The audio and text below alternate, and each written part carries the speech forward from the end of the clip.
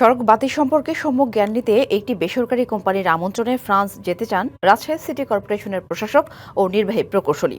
তবে সড়ক বাতির আলোয় উজ্জ্বল রাজশাহীতে বাতি নিয়ে আরও জ্ঞান অর্জনের উদ্দেশ্যকে সন্দেহের চোখে দেখছেন অনেকে। তবে প্রশাসক জানালেন, ব্যক্তিগত কোনো স্বার্থ নয়, সিটি কর্পোরেশনের স্বার্থেই তারা এই সফরে যেতে চান। পরিচ্ছন্ন নগরী রাজশাহী। সন্ধ্যা হলেই চীন, ইতালি, থাইল্যান্ড সহ বিভিন্ন দেশ থেকে আনা বাহারি বাতিতে উজ্জ্বল হয়ে ওঠে নগরী। রাজশাহী সড়কবাতির খ্যাতি যখন সারা দেশে, তখন সড়কবাতির উপর সম্যক জ্ঞান আহরণে সিটি কর্পোরেশনের প্রশাসক মাহফুজুর রহমান ও নির্বাহী প্রকৌশলী আসাদুজ্জামান সুইটকে ফ্রান্সে যাওয়ার অনুমতি চেয়ে স্থানীয় সরকার বিভাগে চিঠি পাঠিয়েছে রাজশাহী সিটি কর্পোরেশন। চিঠিতে বলা হয়েছে, সিগনিফাই বাংলাদেশ লিমিটেড নিজ খরচে তাদের ফ্রান্সে নিয়ে যাবে। তারা প্রতিষ্ঠানটির ডিসপ্লে সেন্টার ঘুরে সড়কপাতির নতুন বিদ্যুৎ সাশ্রয়ী প্রযুক্তির উপর সম্যক জ্ঞান আহরণ করবেন। 20 জুন 10 দিনের জন্য তারা এই সফরে যেতে চান।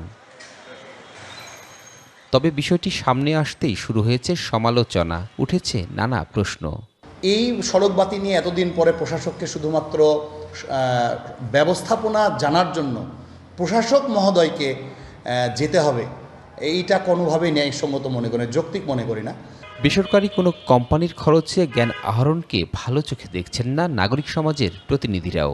এশিয়ার উন্নত বা উন্নয়নশীল ভালো নগরীগুলোকে পরিদর্শন করবে সরকার, তাদের নিয়ে যাবে। কোনো ঠিকাদারি প্রতিষ্ঠান বা ব্যবসায়িক প্রতিষ্ঠান কেন? এইখানেই মানুষের আপত্তি। নগদ নিয়ে এলো হার না মানা হার অফার। সর্বনিম্ন 10,000 টাকা রেমিটেন্স নগদে পাঠালে থাকছে স্বর্ণের হার জেতার সুযোগ।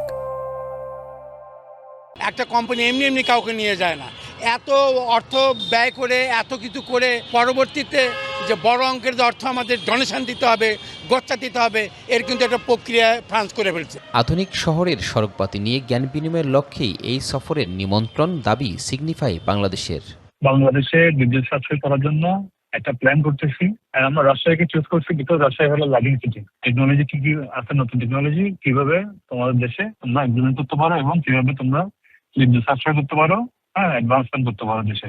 এটার জন্য আমরা নিয়েছি আমাদের কলেজে, আমাদের মার্কেটিং বাজেট থেকে আমরা নিয়েছি। সফরের পক্ষে নানা যুক্তি তুলে ধরলেন সিটি প্রশাসক ও নির্বাহী প্রকৌশলী। তবে সরকারের অনুমতি পেলেই কেবল এই সফর হবে বলে জানালেন তারা।